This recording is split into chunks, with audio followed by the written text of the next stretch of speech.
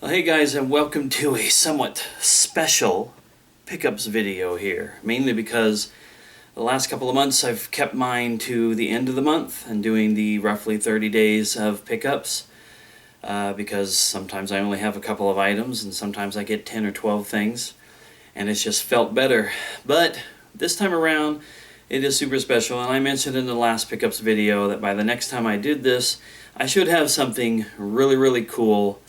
And I do have that, and I will be getting to it soon and the stuff that I have for it. But I like to roll out with movies first before I start getting into the video games thing. But it is pretty freaking awesome to be able to say I can highlight video games for once instead of movies. So anyway, I will start with the movies and get to the good stuff after that. Not that my movies aren't good stuff, I love my movie collection too. Anyway, we're going to start off by showing off a DVD that I bought called He Never Died. Now, this is for a movie that I watched a couple weeks ago. I hadn't managed to get around to making my video to talk about it, but that will be sometime shortly after this video comes up. But this is well worth it. It's only released on DVD, that's why I don't have a Blu-ray copy of it. If they ever put it out on Blu-ray, I would jump on that just as quickly as anything else. But for now, this is it. But this is a really good movie, and I would recommend it. Check out my video for that when it comes up, because I have lots of good stuff to say about it. Now, the rest of my movies are Blu-rays, as they normally would be. Just the other day, I made a couple of purchases of movies, even though I thought it was a very weak release day of movies this week. I still managed to pick up a couple of movies. The first one I got here is a movie called The 33. Now this is based on the Chilean miners that were trapped in a mine collapse back in 2010 for like over 2 months they were in there. I didn't even really realize, or maybe I forgot, that they were putting out a movie based on this story. It's got like Antonio Banderas in it, James Brolin, Juliette Binoche, Rodrigo Santoro. I was pretty sure I had seen Lou Diamond Phillips. It's got a pretty big cast, but some people that I don't know. Anyway, I just thought, man, they made a movie about it. It would probably be really interesting to watch and dramatic and all that. So, picked that up. Here's a movie that came out a couple of weeks ago, and I went ahead and got it here recently. Our Brand is Crisis. This movie was intriguing to me. I guess it's mainly just because I like the cast in it. Sandra Bullock, I think she's amazing. Billy Bob Thornton is in this. The guy that plays this guy that they're helping out, I'm going to guess that it's Joaquim de Almeida. Sorry, I'm probably butchering the name, but he's been in a lot of other stuff that I've seen over the years. Anthony Mackie is in this. So I don't know, I just took the plunge on it after watching it for a couple of weeks, sitting at the store and kind of passing over it. Here's another movie that came out this week, Steve Jobs. I know that there was recently another movie that starred Ashton Kutcher as Steve Jobs. I didn't really like the reviews that I saw for it, and as much as I like Ashton Kutcher, I didn't think that he was probably the best choice to play this character. But Michael Fassbender plays the role in this movie, and that alone was enough to draw me in. But this also has Kate Winslet, Seth Rogen, and Jeff Daniels in it. So I was like, yeah, I'll check it out, why not? Now here's a fun movie with a little bit of a story I want to tell about it. This is Rock the Casbah, starring Bill Murray, the immortal Bill Murray. And a few months back, you know, if you've watched any of my stuff, especially vlog type stuff, I watch a lot of YouTube. YouTube kind of monopolizes a lot of my time. Hopefully it won't so much now when I show the other stuff that I have here. But the ads on the videos that I watch sometimes will advertise a movie that I hadn't seen or heard of before. And this was one of them. A few months back, this was advertised like in front of every video I watched, and I kind of got a little tired of it. And then the ad stopped, and I forgot about it. And then the movie came out, and I was like, oh yeah, there's that movie. I like Bill Murray. He's funny. Why not? And I just can't help but, I mean, look at the artwork and stuff on this. And like a lot of other people, I love slipcovers on my movies. And this one, I mean, you know, if you don't buy a movie like this while it's out there with the slipcover, if this is important to you, you could miss out. Because you might find the movie for half the price down the road, but with no slipcover. Alright, and the next movie, the biggest movie that I've picked up so far this month, and the last movie to show off, is Spectre, the newest installment of the Bond series. A series that I enjoy Daniel Craig's Bond and Pierce Brosnan's Bond. I don't care much for all the other ones, but as long as Daniel Craig continues to do the Bond movies, or whoever does it next and interests me enough, I will pick up these. But sadly, I haven't watched Skyfall yet, so I haven't seen this one. Okay, now we're going to get into the games, and I'm trying to decide exactly how I want to do this. I know I want to show off this thing right here first so that you know why I'll be showing the other stuff. But this is my PlayStation 4. And this, unfortunately, is the Black Ops 3 bundle. Not the bundle that I wanted to buy, especially as somebody who works in a retail store and I get to see all the PlayStation 4s and Xbox Ones and Wii U's that come through. We had so many bundles last year from mid-year up through Christmas that I would have loved. The Batman Arkham Knight bundle, the one with Last of Us Remastered, the Uncharted Drake's Collection bundle, even the Star Wars Battlefront bundle would have been somewhat appealing to me. I'm just not a Call of Duty fan ever since they stopped doing World War II games. But when the time came and I had my tax return money, that's what funded all of this. I was like, I'm not going to wait a month or 2 months to get some new bundle like the Uncharted 4 bundle that looks pretty nice, or go online to Amazon or someplace and pay $400 or $500 or $600 for some bundle because it's a reseller. This was the cheapest route I could go. The cheapest route I could go, got my discount on it and everything. I was like, it only makes sense. And I thought that this would be a download code and I was just going to sell it to somebody. Well, much to my surprise, it was actual physical copy of the game. So now the game is kind of in a, it's kind of in a purgatory for me as I decide whether or not I want to keep it. But now that I've shown the console, let me show the games that I have for it, because I already have a pretty decent little library. So the first thing I'm going to show is a game called Arcania, The Complete Tale. Now you may think, what is that, and why would that be important? Well, it wasn't really important to me. It was just a matter of going to a different Walmart than the one that I worked at, and this was on the shelf for $12.88, and I thought, I want to build a library. That means I'm going to get a few games that may not necessarily be on my short list of must-haves. For 13 bucks, who cares? If it sucks, it sucks. It's like buying a game on a Steam sale and then not ever playing it. So, that was amongst... that game and the next game are the first physical games that I have owned in my collection that I didn't immediately return shortly thereafter. I don't know if I ever showed it in a pickups video or not. It may not have been in my collection long enough to show up on a video.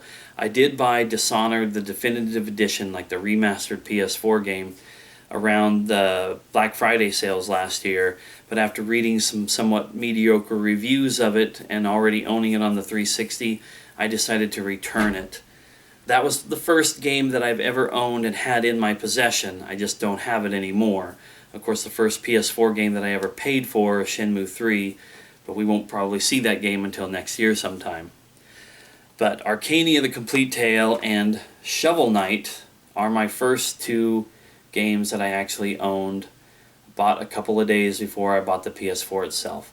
Now, Shovel Knight is something I started out not having any interest in, mainly because it was online. It was kind of a retro-style game that I didn't think I would ever want to play on a computer. But then when it came to the consoles, I think maybe originally it was digital, but then they actually put a physical copy out. I was a little more interested. And then when I bought that other game, I also bought this one for $20, and I don't think that was such a bad deal. Speaking of $20 games, the next couple of games are all around that $20 price point, so I just decided to fill the collection up. So that includes something like The Order 1886. I know it's not a highly rated game. It's a really short experience. It looks amazing, is what they say, but people expected a lot more out of it than a game that could be beat in almost an afternoon. Then I got Metro Redux. This is the HD remastering of Metro 2033 and Metro Last Light, games that I thought looked interesting but never got around to picking up. Now I have this. Here's a game that I now have owned for the third time, twice on PS3, but I got rid of them. One time I got rid of it, well, I think at least one of the times I got rid of this game, it was because I knew I would want to get the PS4 version once I made the decision last summer to get a PS4. I'm not 100% sure, though, why I got rid of it the first time. Maybe it was just because it had high trade-in value. But that is Watch Dogs. Somewhat maligned game because it's glitchy, because PS4 and Xbox One versions didn't look as good as the advertisements for it originally. I don't really care. I always wanted to play the game because I wanted to genrefy it into a GTA clone, only with technology, hacking and technology. And I've had a lot of people that I know who've played it who said it was really, really good, a lot of people who enjoyed it. So I had to pick it back up, and I had to make sure that I got this version that has 60 minutes of exclusive gameplay, and the Walmart edition has a bonus weapon and character skin, so I just get more goodies with it. Hopefully none of those codes are expired, though, since the game's been out for a while. And here's one that I really kind of just decided on a whim one day to buy it. I already own a collector's edition version of this for the 360. I've already played it and beat it, but because the sequel to this is supposed to hit the PS4 sometime this year, and it was only $20, I got the Tomb Raider Definitive Edition. And, I mean, because I love this game. And this would be my version to play now while my 360 version stays displayed on the shelf. So, glad to get that. Can't wait for Rise of the Tomb Raider on PS4 sometime this year. And then, I think, yeah, this is like the last of my cheaper games, budget games. It's Alien Isolation Nostromo Edition. I have wanted to play this game forever. I even did not watch all my favorite YouTubers when they played it, simply so I could experience this for myself when the time finally came. Well, now it has come. I have the game, and it'll go into the shuffle of all these other games that I've bought. Alright, here's something. This is my 2015 Game of the Year. If you saw my video about it, since it was really last year's only new release that I got to play last year, and I couldn't pass this up, the limited edition physical copy of Life is Strange. This is really awesome. It has the game. It has a licensed soundtrack with all that amazing music. I don't know if I covered that or talked about it enough during my reviews of each episode, but the music included with this game is amazing. I'm so glad it had a soundtrack with it. And it has a 32-page art book included with this too. And this was only $40, whereas the physical copy by itself was $30. For an extra $10, the art book and the soundtrack are certainly worth it. And I'm really glad to have that. Alright, now we're going to get into a little bit more of the bigger, beefier games. And this only came out, I think, last week. But it's a game that came out early last year in 2015. One of the first PS4 games that made me regret that I wasn't going to buy one. But this is Dying Light, and this is the following enhanced edition, I believe it's called. It comes with the brand new DLC, The Following, which they say is almost like having a brand new game. It's got a bigger map than the original world because you get to drive these like carts of some sort. Let's see. It doesn't even really say on there, but you get to drive these like dune buggies style vehicles, and you get to customize them just like you would your weapons. And I don't know. My friends played it on Xbox One. I was a big fan of the Dead Island games. This is the group who made those first two Dead Island games. And then the parkour element and everything. It's just such a perfect mash of stuff that I wanted to get. And the fact that I was able to buy this the week that it came out was just so much better. Alright, next thing up. This, I guess it makes sense because I showed off with the console. As I said, it was a physical game. So Call of Duty Black Ops 3 Whether or not I keep this or I decide to play it just for the campaign mode, I'm not for sure right now. But for the moment, it's a part of the collection. Alright, next thing up I have here is Mad Max. This is a game that I really wanted to play. Love all of the movies, the new one, the original trilogy. To hear that the video game for this was not just a hot mess, but is actually pretty decent. Maybe not perfect, but most of the reviews I've read for it have been pretty positive. So I was like, I have to get this. I have to go play in that world and drive those cars and be out there in the post-apocalyptic world. And I mentioned earlier the last of the $20 games, but I kind of forgot about this one because I wanted to pair it up with the other game that goes with it. But this is Metal Gear Solid 5 Ground Zeroes, a game that I did pick up for the 360 a while back, but when I decided I was going to get a PS4, I parted ways with it so that I could get this version. So I have Ground Zeroes, and then of course I have the Phantom Pain Day 1 edition copy, and can't wait to play this. Been watching a lot of reviews and hearing people talk about it. You know, people like Angry Joe, and I think Happy Console Gamer talked about it, and others.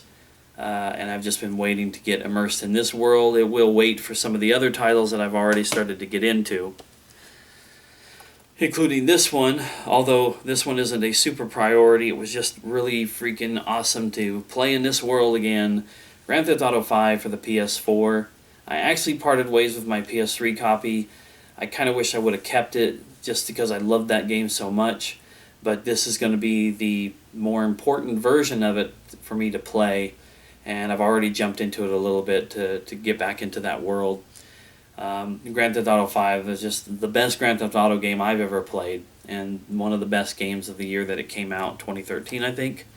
Still holds up today. Obviously, it's only a couple years later.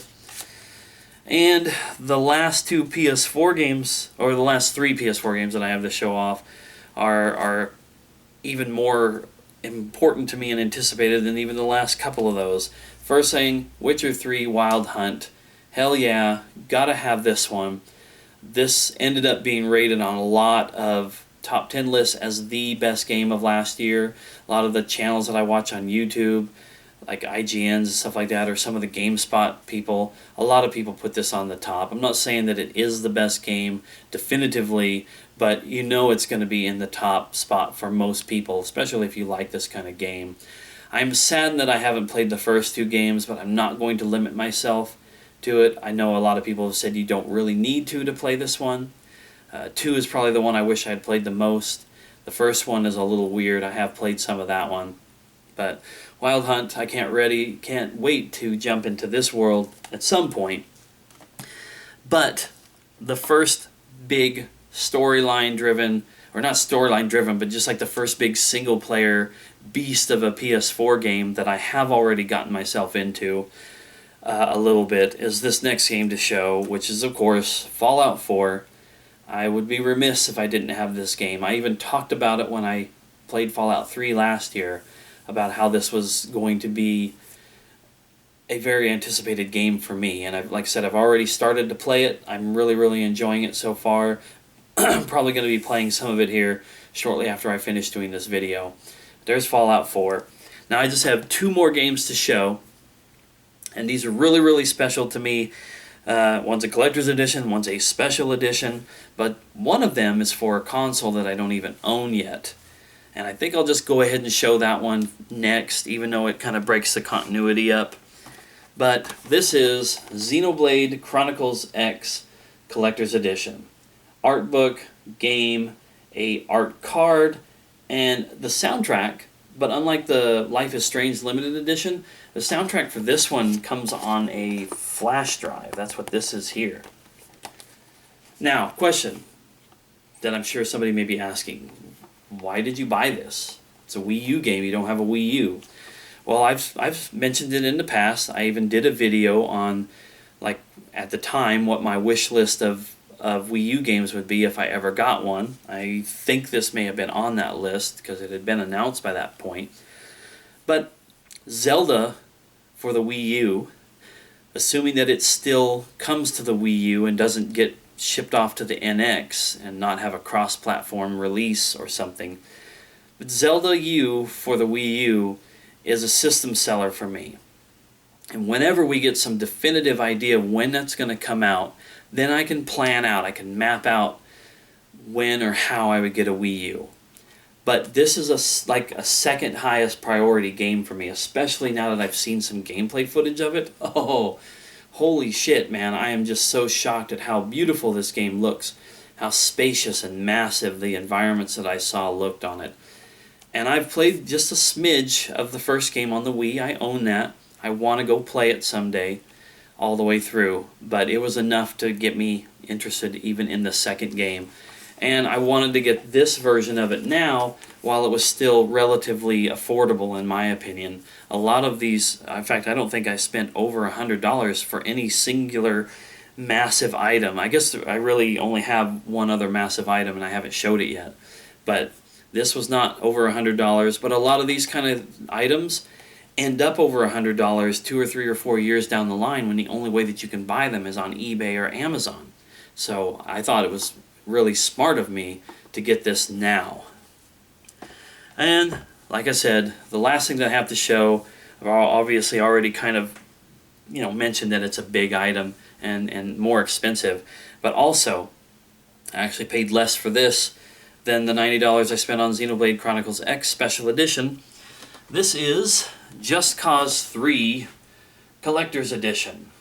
And this is a big box. This box is way bigger than I thought it was going to be. I thought it was going to be maybe half the size of this. There's the front. Top and bottom are just plain white. This is, I think, just like a kind of a big sleeve over a box. And both of the sides just have that. And then on the back, you see a little bit more about what is included with this, which is the game, which is the Day 1 Edition version. We've got a map of Medici. I'm going to assume that that's how that's pronounced. And a replica grappling hook, faithfully recreated 15-inch display version of Rico's trademark grappling hook. Very cool. And a 32-page art book. A lot of these come with art books, and I appreciate that because, it allows a little more immersion in the game. Now, I thought about unboxing this in this video, but I think this video has gone long enough. So at least some point in the near future, I'll do an unboxing of this for its own video. Show you the contents in it. I want to play this game, but I have these other games in front of it, so it'll be a while. So it's not a big deal if this doesn't get opened right away. And I'll talk a little bit more, I think, then about my involvement, my gameplay experiences with the other Just Cause games. I do have both of the other games for PC. This will be my first console version. Anyway, okay, long enough video. I got everything here. I showed my games and movies, my console, and all that kind of stuff, so we're good. Hope you guys enjoyed this, especially it coming in the middle of the month. There will be another one at the end of the month because I have a small trickling of stuff coming in. Actually, I'm a dummy. I forgot one game because it's the game that I actually have up on my PS4 right now. It's WWE 2K16. How could I forget about that? I'm getting ready to sit down and mess around with that for a little bit before I jump into some Fallout 4. So that'll wrap up this video. Stay tuned, like I said, in a couple of weeks for the rest of my purchases that kind of revolve around my PS4. As well as videos about the unboxing of Just Cause 3 and whatever else I managed to watch or play. So thank you guys for watching and sticking around for this. I'll see you next time.